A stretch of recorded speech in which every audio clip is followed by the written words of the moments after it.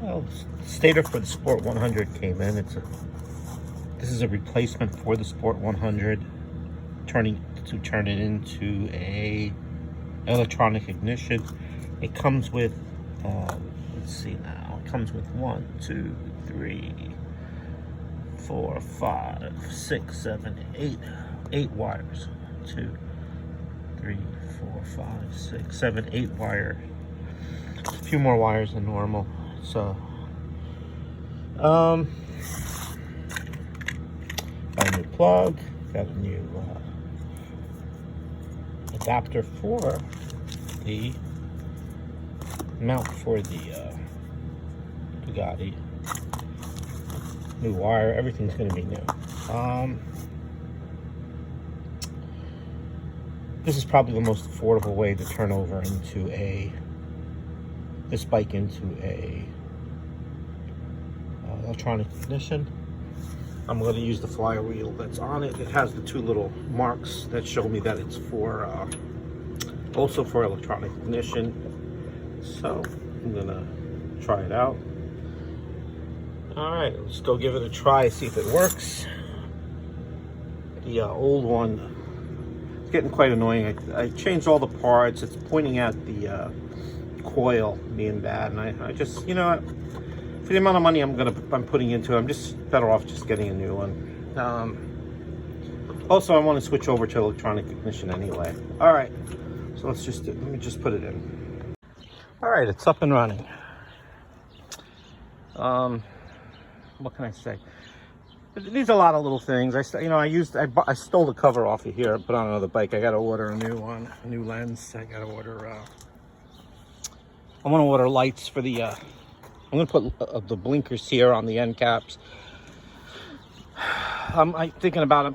I might get a battery for it and everything. To get the battery, I have to get a lot of little electrical pieces. Maybe I'm gonna mess with it until I get it right. Get a tire holder for here with and a new rim and tire. You know, it needs a lot of stuff still. These bikes can suck up some money before you know it. I don't know if I'm going to keep this seat. This has a spring. It's a really good seat. It springs in here. You know, it's not a cheap one. But I have the stock seat, and I like how it looks with the little turn up at the back, and I have a new cover for it. I'll see. I'm not sure if I'm going to keep this seat. Carburetor has a 78 jet in it. It might need an 80. Have to see. It's got that Leo Vince or whatever it is exhaust. That's quite common on these bikes. It's sort of like the Cedo of small frames. What else?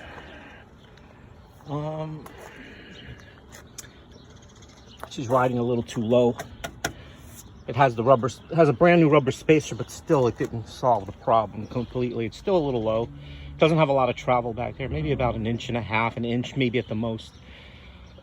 I weigh over a little over 200 pounds, so I might have to raise the back a little with another spacer or something and see what I can do.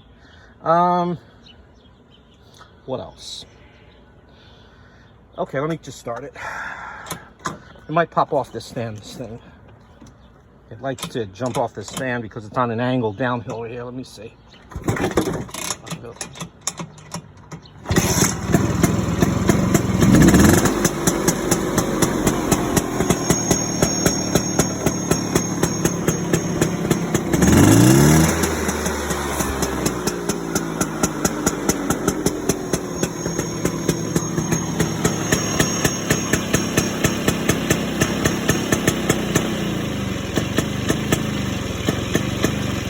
I'm gonna short it.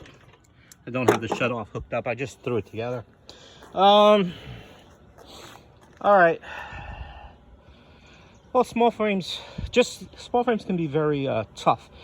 If it's a very tight spaces to work. It took me a very long time to get just the mount, to figure out how to get the get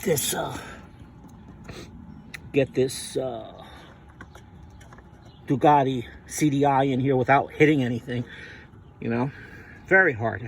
I spent God knows how long, maybe a day just messing with that. Just that one thing. I could have installed 5 new electronic ignition, done the timing and every time. By the time I just got that one, my hand couldn't get in there. I had to lift the bike up, drop the engine down. It was everything's very tight, if you notice. Even you need a special spark plug puller just to get the spark plug out. There's one with an angle on it, makes it a lot easier. The carburetor's in a very tight spot in small frames. It's way in there. See, it's not easy to mess with. It's not a convenient bike to work on. If you're not a patient person, a small frame is not for you. You know, you have to.